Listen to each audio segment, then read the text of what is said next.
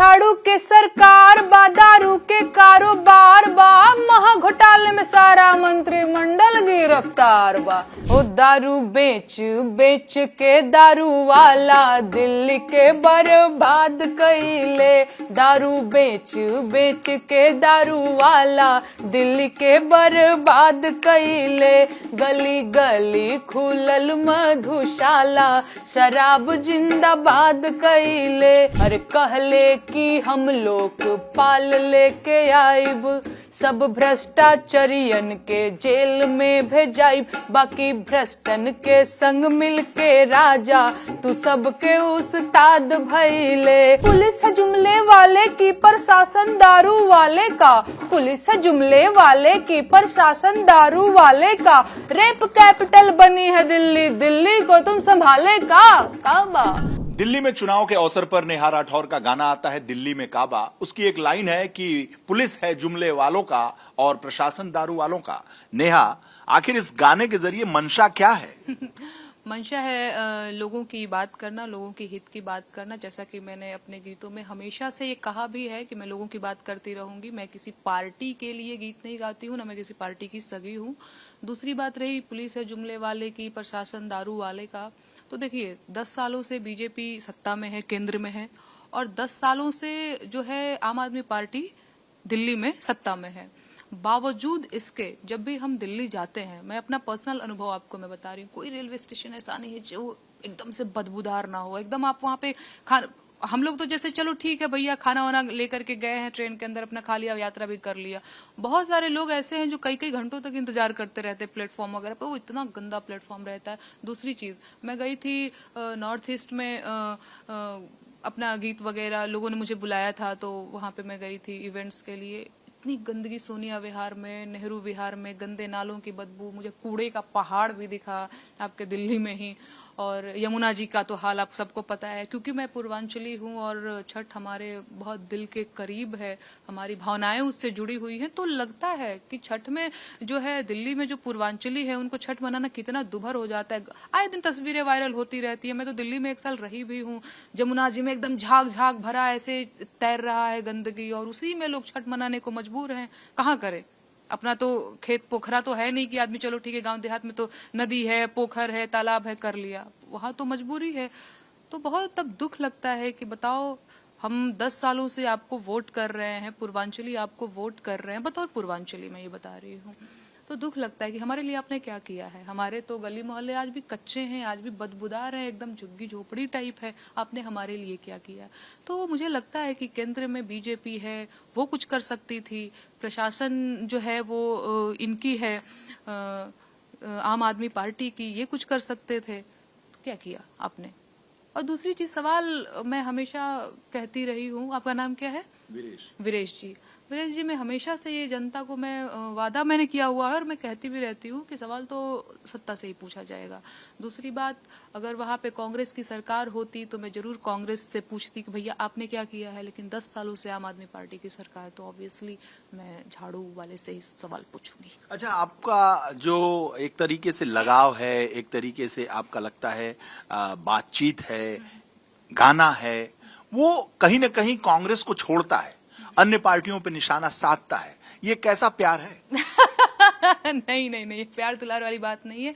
Congress party जिस दिन सत्ता में आएगी, आप देखेंगे कि मैं कांग्रेस पार्टी की आलोचना करते हुए मिलूंगी। बीजेपी वालों को बहुत दुख होता है कि बताओ हमारी आलोचना करती है। अगर आप मेरे दुख से बचना चाहते हैं तो आप विपक्ष में आ जाइए, आपको सच में लगेगा कि मैं आपके लिए गीत गा रही हूँ। अभी झारखंड में चुनाव था, आपने गाया झारखंड में काबा? नहीं, मैं आपको बता देती हूँ, झारखंड की ही सिर्फ बात नहीं, झारखंड में कांग्रेस की मिलीजुली सरकार थी सोरेन के साथ, आपने झारखंड में काबा गाई? मैं आपको बता देती हूँ, झारखंड में ही नहीं चुनाव हुआ, महाराष्ट्र में भी चुनाव हुआ, राजस्थान में भी चुनाव हुआ था। देखिए कई बार राजस्थान में काबा गाई? मैं आपको बता दे रही हूँ। देखिए कई बार क्या होता है, भाषा को लेकर के बात आ जाती है। जैसे बंगाल में चुनाव था तो वहां पे दीदी की सरकार थी, लोग मुझे ट्रोल करते थे खूब कि बताओ दीदी के खिलाफ तो तुम्हारी जबान नहीं निकलेगी, वहां पे तो तुमको ये कर दिया जाएगा, वो कर दिया जाएगा, क्यों नहीं तुम बोलती हो। मैंने गाया, दीदी बंगाल के होई गईलू तू काल बोलो सारा रा, क्योंकि वो फगुआ और जो है होली का माहौल था, तो उस पर मैंने कुछ जोगीरा करके गाया और लोगों ने बहुत कम इंटरेस्ट दिखाया। तो मैंने ये समझा कि भैया अगर मुझे बंगाली नहीं आती है तो भोजपुरी में गाना गाने का बहुत अर्थ समझ में आया नहीं। अच्छा, मैं आपके लिए गीत लिख रही हूँ और आपको मेरी बात समझ ही नहीं आ रही है, तो क्या अर्थ हुआ? तो बंगाल में मैंने गाया और आपका जो गाना है वो सामाजिक चेतना से प्रेरित है, और इसलिए हम ये, जैसे राजस्थान है, राजस्थान भी हिंदी भाषी क्षेत्र है, वहां भी भोजपुरी लोग समझते हैं, भोजपुरी बेल्ट के लोग वहां पूर्वांचली लोग रहते हैं। लेकिन सवाल ये खड़ा होता है कि नेहा सिंह राठौर जहां कांग्रेस सरकार में है, सत्ता में है, कांग्रेस की मिलीजुली सरकार है, वहां पर नेहा सिंह राठौर कुछ नहीं गाती, वहां बा काबा सब भूल जाता है। नहीं, ऐसा बिल्कुल भी नहीं है, मैं आपको बता दे रही हूँ। दूसरी चीज एक है कि अगर मैं बेरोजगारी के गीत गा रही हूँ तो वो बेरोजगारी का और जो बेरोजगारों का दर्द है वो न सिर्फ बिहार के, यूपी के और अदर राज्यों के, वो राजस्थान के भी बेरोजगारों का दर्द है, वो महाराष्ट्र के भी बेरोजगारों का दर्द है, वो हर जगह के बेरोजगारों का। राहुल गांधी प्रियंका गांधी को लेके बहुत सॉफ्ट रहती हैं। नहीं, राहुल गांधी जी, प्रियंका गांधी जी सत्ता में आए किसी दिन तो हम आप अभी देखेंगे कि मैं सत्ता में तो है ही है, वो कई स्टेटों में उनके नहीं, केंद्र में आए तो मैं देखती हूँ कि आप भी हमसे पूछेंगे कि नेहा आपको लगता है कि बीजेपी फंडिंग कर रही है, क्योंकि तब बीजेपी विपक्ष में होगी तो आप कहेंगे बीजेपी लगता है आपको फंडिंग कर रही है। जी, ऐसा नहीं है। लोग कहते हैं, आरोप है आपके ऊपर कि आप कांग्रेस से चुनाव लड़ना चाहती हैं, इसलिए इतना मुखर आरोप है ये मेरे ऊपर, ये आरोप जैसे टिकट की इच्छा रखती थी अभी लोकसभा चुनाव। नहीं, देखिए अगर मुझे कोई अप्रोच कर, विधानसभा में भी दिल्ली में चाहती थी कि कांग्रेस से टिकट मिले।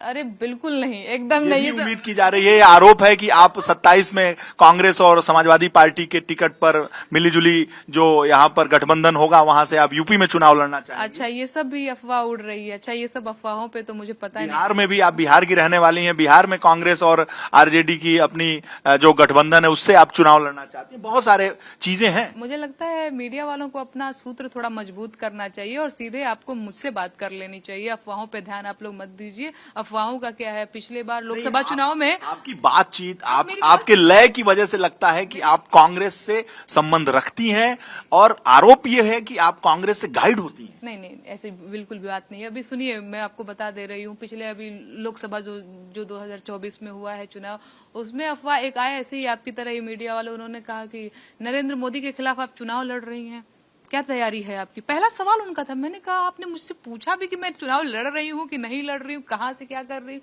नहीं, आप तैयारी बताइए। तो मैंने कहा आपको कैसे पता? हमको तो पता ही नहीं कि हम चुनाव लड़ रहे हैं नरेंद्र मोदी के खिलाफ बनारस में। तो उन्होंने कहा सूत्रों के मुताबिक, सूत्रों के हवाले से। तो मुझे लगता है मीडिया वालों को अपना सूत्र थोड़ा मजबूत करना चाहिए और उल्टी पुल्टी अफवाहों पे ध्यान नहीं देना चाहिए। जहाँ धुआं, आग, ये सब चीजें होती हैं, मीडिया वालों का सूत्र तभी चलता है, तभी लोग देखते भी हैं। और आप देखिए वीरेश जी, नंबर है ना मेरा आपके पास, आप मुझसे बात कर लीजिएगा, अफवाहों पे ध्यान मत दीजिए। ऐसी कोई बात नहीं, मैं अभी चुनाव लड़ने का कोई मूड नहीं है। दूसरी चीज, मेरी उम्र अभी 27 साल है, तो मैं अभी बहुत छोटी हूँ और राजनीति के लिए तो आपने उम्र का खुलासा भी कर दिया। महिलाएं, लड़कियां जल्दी खुलासा नहीं करती। नहीं, मुझे कोई जो है दिक्कत नहीं है। हूँ 27 साल की, बड़ी हूँ, चाहे जो भी, छोटी हूँ, जो भी कह लीजिए। लेकिन हाँ, चुनाव अभी नहीं लड़ना चाहती हूँ। मुझे लगता है अभी मैं बहुत छोटी हूँ और खास तौर से राजनीति के लिए तो अभी बहुत कुछ सीखना बाकी है, और मैं भोजपुरी के लिए बहुत सारा कुछ करना चाहती हूँ। अपने भोजपुरी में ढेर सारा पॉलिटिकल सटायर लिखना चाहती हूँ। तो अभी चुनाव लड़ने का मूड नहीं है। बाकी अगर कोई पार्टी अप्रोच करती है मुझे तो मैं उस पर विचार भी करूंगी। कौन सी पार्टी हो सकती है? वो देखूंगी कौन सी पार्टी मेरे जो है उनका विचारधारा मेरे विचारधारों से मेल खाता है, फिर उस पर विचार करेंगे। अभी कोई जल्दबाजी नहीं है। ठीक है, लेकिन आप वोटर भी हैं, बालिग भी हैं, 27 साल की हैं भी, मतदान भी किया होगा, तो कोई ना कोई विचारधारा तो रखती होंगी ना, तभी तो मतदान किया होगा। नहीं, देखिए क्या होता है पार्टियों की, मैं आपको सच्चाई बता दूं, जब तक पार्टियां विपक्ष में होती हैं तब तक वो खूब सरकारों की आलोचना करती है और कहती है देखो देखो देखो बेरोजगारी है, देखो देखो इतनी महंगाई बढ़ गई, देखो रुपया गिर गया, देखो ये हो गया। जैसे हमारे माननीय मोदी जी ही जब 2014 में वो चुनाव पहली बार जीते, प्रधानमंत्री बने, उससे पहले आप उनके भाषण सुन लीजिए। मैं तो अभी भी ट्वीट्स लगातार करती रहती हूँ उनके भाषणों का कि बताइए मोदी जी पहले क्या बोलते थे। 2 करोड़ नौकरी ला रहे थे, 15 लाख खाते में आ रहा था, देश भर की। राहुल जी पे भरोसा है?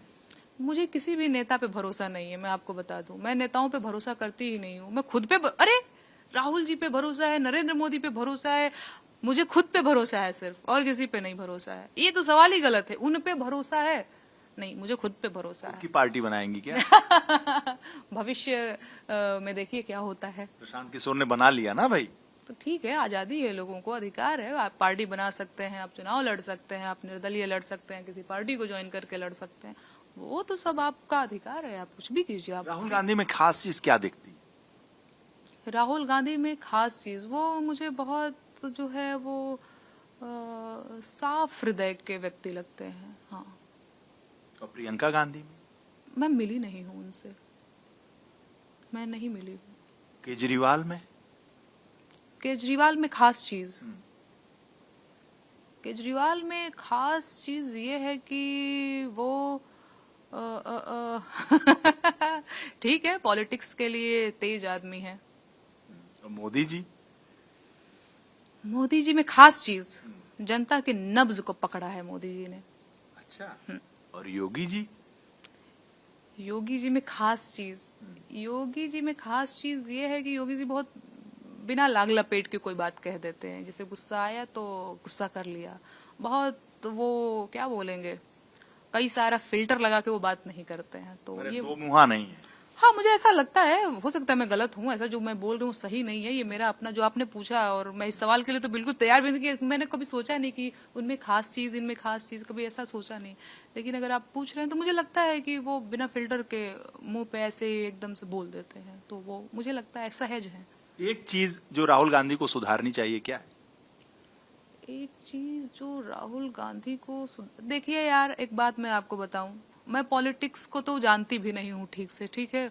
वो आदमी जिनके घर में कई सारे प्रधानमंत्री रह चुके और देश को इतना अच्छे तरीके से समझा, मुझे लगता है वो ज्यादा बेहतर तरीके से समझते हैं कि उनको क्या सुधारना चाहिए। केजरीवाल वो भी अच्छे तरीके से 10 साल से जो शासन कर रहा है दिल्ली में, वो बेहतर जानता है मुझसे और आपसे कि उसको क्या अभी सुधारने की जरूरत है। तो मुझे नहीं लगता है कि केजरीवाल जी को चाहे राहुल जी को मेरे एडवाइस की जरूरत। मोदी जी को झूठ बोलना छोड़ देना चाहिए ये चीज तो जरूर सुधार लेना चाहिए। हाँ, जुमलेबाजी छोड़ देनी चाहिए, और 2 करोड़ नौकरी तो तत्काल प्रभाव से दे देना चाहिए, और 15 लाख जो मैंने खाता खुलवाया हुआ है उसमें आ जाना चाहिए, ये सब कर देना चाहिए। और योगी जी को? योगी जी को क्या कर देना चाहिए? योगी जी को क्या कर देना चाहिए, छोड़ देना चाहिए क्या छोड़ देना चाहिए?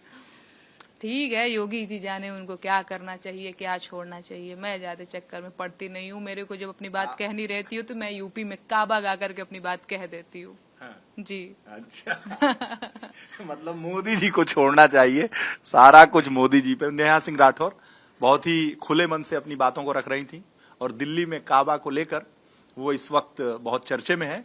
घेर वो भाजपा को भी रही हैं और केजरीवाल को भी। कैमरामैन हरिओम के साथ Viresh Pandey, Lucknow. For exclusive and insightful videos, subscribe to our new channel ABP Live Premium.